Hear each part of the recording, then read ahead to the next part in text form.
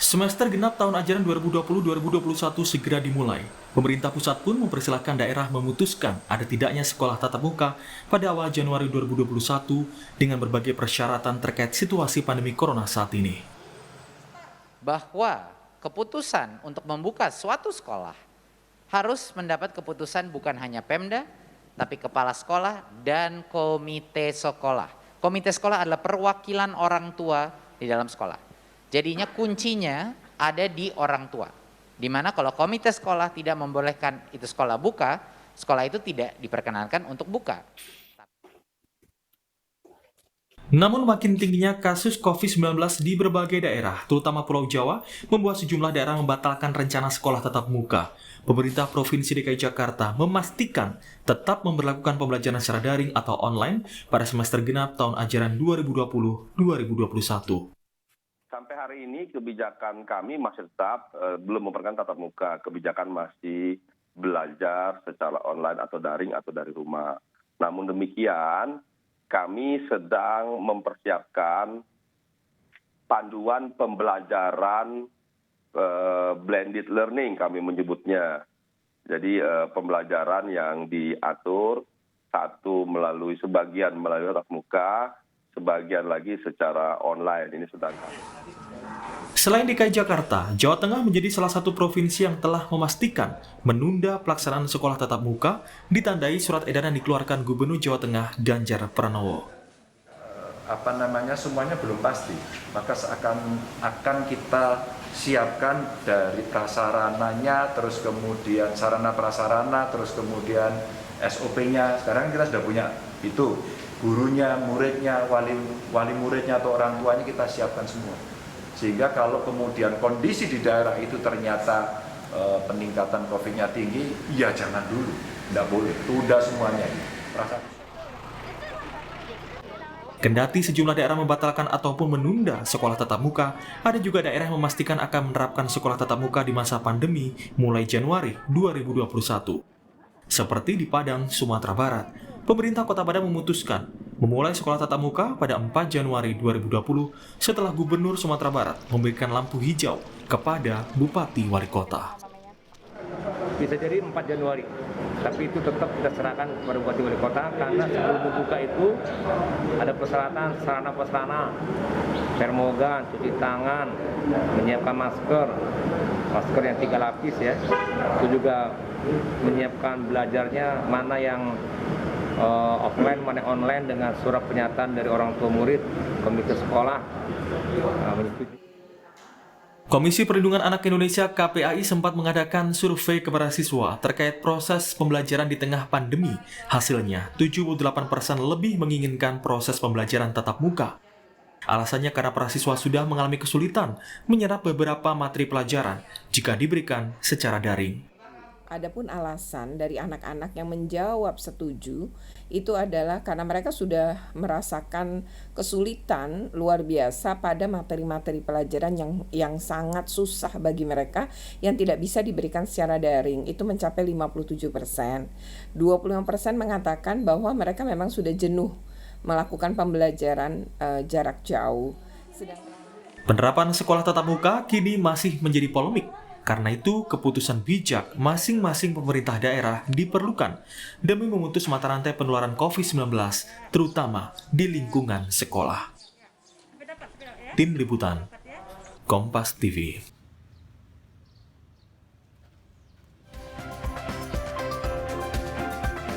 Saudara, sejumlah daerah sudah memastikan menunda pelaksanaan sekolah tatap muka atau belajar tatap muka. Namun daerah lain yang merasa wilayahnya sudah masuk zona hijau dari COVID-19 sudah sangat percaya diri mereka membuka belajar tatap muka mulai hari ini.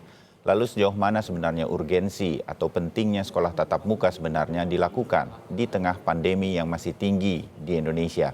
Kita segera membahasnya. Sudah bergabung secara daring Wali Kota Depok, Muhammad Idris, lalu ada Ketua Komisi 10 DPR RI, Saiful Huda, serta Komisioner Komisi Perlindungan Anak Indonesia atau KPAI, Retno Ristiarti. Selamat pagi semuanya. Salam sehat semuanya. Selamat pagi, salam sejahtera semuanya. Terima kasih. Ya, Pak Idris, saya terakhir mendengar Pak Idris sempat terpapar COVID-19, jadi senang hari ini bisa hadir sebagai narasumber Sapa Indonesia. Salam sehat, Pak. Ya, salam sehat. Alhamdulillah, semuanya Ya. berjalan dengan baik. Amin, Sehat. mudah-mudahan. Sehat terus dan selamat untuk jadi wali kota lagi ya, Pak, di Depok. Terima kasih. Ya, saya mulai dari Pak Idris. Pak Idris, Depok fix ya, tidak akan menerapkan belajar tatap muka di semester genap ini sampai sekitar Juni-Juli. Kenapa, Pak? Ya, benar. Sebenarnya pemerintah pusat dan provinsi itu memberikan keleluasaan kepada pemerintah daerah, dalam hal ini Kota Depok khususnya, Ya, untuk bisa melakukan kebijakan pembelajaran di masa pandemi ini, khususnya disesuaikan dengan kondisi yang terakhir. Di Kota Depok ini peningkatan kasus COVID-19 masih sangat tinggi. ya. Perharinya 1 bulan terakhir, Desember kemarin itu perharinya dirata-ratakan 250 kasus. Dan kebanyakan sebanyak 17,5% ini terjadi kasus pada anak-anak di bawah 17 tahun, artinya usia sekolah. Oh, jadi yang Dan di Depok ini 250 pasien itu 250 per anak-anak hari. cukup tinggi sekarang ya? 250 hari kasus seluruhnya, 17,26% ini anak-anak. Oh, catatan yang menarik nih yang disampaikan Bapak di Yes. Depok ya. Ya, Oke. makanya kami mengambil kebijakan tadi, kami ingin mengimbangi antara pendapat orang tua yang memang seperti yang dikatakan tadi hasil survei, Ya. komite, dan juga kondisi yang ada sekarang. Kebijakan kami bahwa belajar dengan istilah kami BDR itu belajar dari rumah. Ya. Ya, belajar dari rumah. Kalau tadi ada istilah apa di DKI ada istilah blended learning, Ya. di Depok ada istilah innovative learning. Dan jadi Oke. kita serahkan kepada kepala sekolah, kepada guru-guru di unit pendidikan terkait untuk melakukan hal-hal yang inovatif. Misalnya, ketika ada anak-anak bermasalah dari sisi pemahaman, ini tanggung jawab kepala sekolah, guru-gurunya untuk melakukan bagaimana misalnya ada visit guru ke anak tersebut, atau dikumpulkan ada 5 atau 6 anak untuk bisa memahamkan beberapa pelajaran. Dan juga kami kerjasama dengan Puspaga di Dinas Perlindungan Anak Ya. untuk psikolog-psikolognya untuk bisa berdialog dengan anak-anak yang menyenangkan. Ini diantara yang kami lakukan dengan istilah innovative learning. Oke. Jadi tidak mutlak mereka daring, tapi dalam kondisi-kondisi tertentu, apalagi ada anak-anak berkebutuhan khusus, itu memang kita lakukan pembelajaran yang kreatif ataupun inovatif. Seperti itu, Mas. Ya, menarik Pak.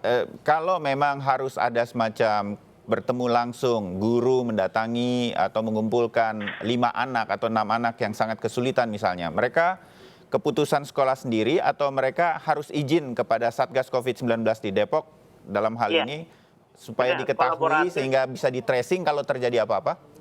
Iya, secara kolaboratif mereka harus melapor ke Satgas yang memang membidangi masalah penanganan dan pencegahan. Oke. Dan disitulah nanti akan dilakukan hal-hal misalnya protokol minimal antigen minimal, syukur-syukur bisa sampai ada swab.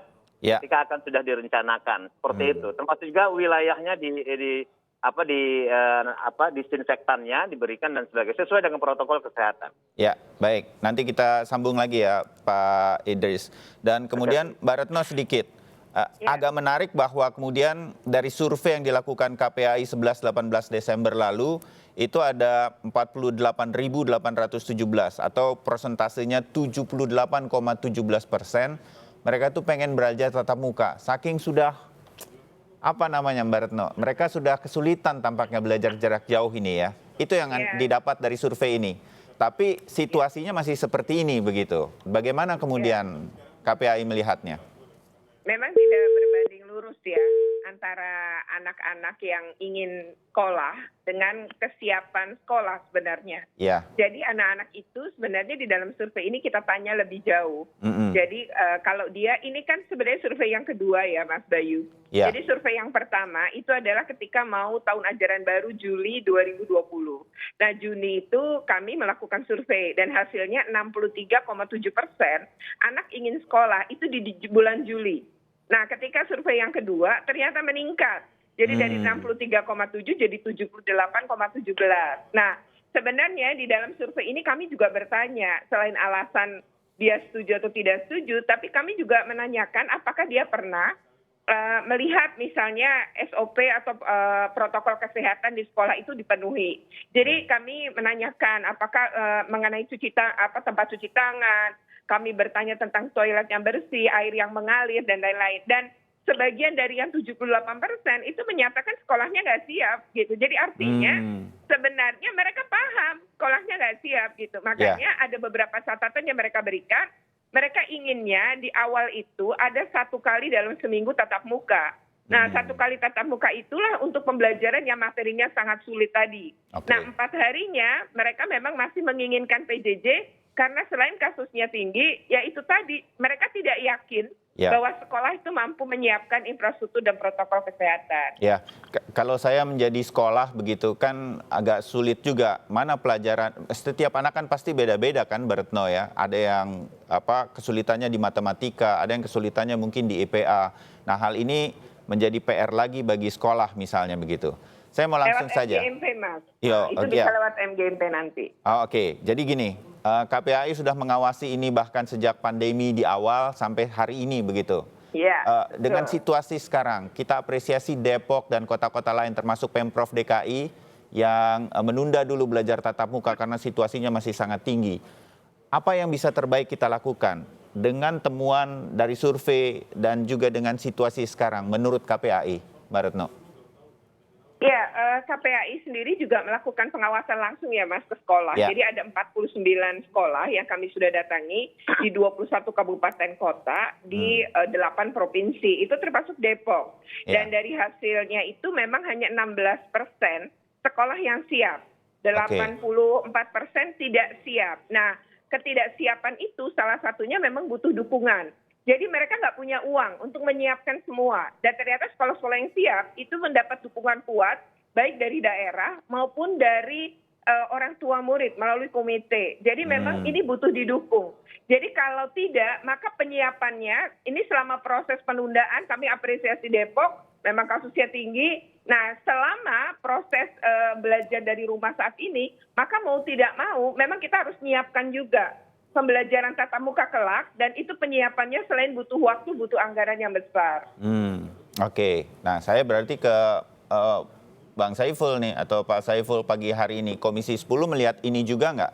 Dan kemudian bagaimana kemudian memetakan agar anggaran untuk mempersiapkan belajar tatap muka. Kalaupun sekarang tertunda, tatap muka kan akan dilakukan sebagai new normalnya sekolah begitu nanti. Suatu waktu nanti. Vaksin sudah diberikan pun, protokol kesehatan ketika anak-anak kita akan datang ke sekolah kan harus tetap dijaga. Sementara ada kondisi seperti Mbak Retno katakan atau KPAI katakan. Bang Saiful. Ya, satu terkait dengan agenda pembelajaran tatap muka ini, perlu disampaikan ke publik bahwa pasti akan ada perbedaan kebijakan antar daerah. Ini kabupaten, wali kota maupun provinsi. Itu satu. Karena itu yang terakomodir di dalam SKB 4 Menteri. Nah, yang kedua, sebagaimana survei disampaikan oleh Mbak Retno tadi itu, Mas Bayu, ada survei juga yang dilakukan oleh komunitas guru. Guru pun menghendaki sebenarnya 77% hasil surveinya, teman-teman P3, P2G, meminta menyetujui adanya pembukaan pembelajaran tatap muka. Sama, alasannya karena banyak beberapa mata pelajaran yang gagal disampaikan secara maksimal melalui PJJ. Dan seterusnya itu. Nah, tapi pada konteks kompromi ini saya ingin menyampaikan bahwa Panglima tertinggi kita tetap, hukum tertinggi kita tetap soal kesehatan siswa kita. Nah, karena itu semangatnya sekali lagi jangan tergesa-gesa.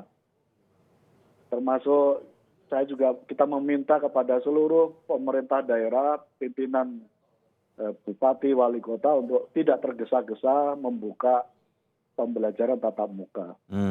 Karena itu apa yang sudah diputuskan oleh Pak Idris di Kota Depok, kita apresiasi karena tingkat sebaran COVID-19 di Depok yang masih begitu tinggi. Nah, itu yang lain, Mas. Yang 3 menyangkut soal budget. Iya.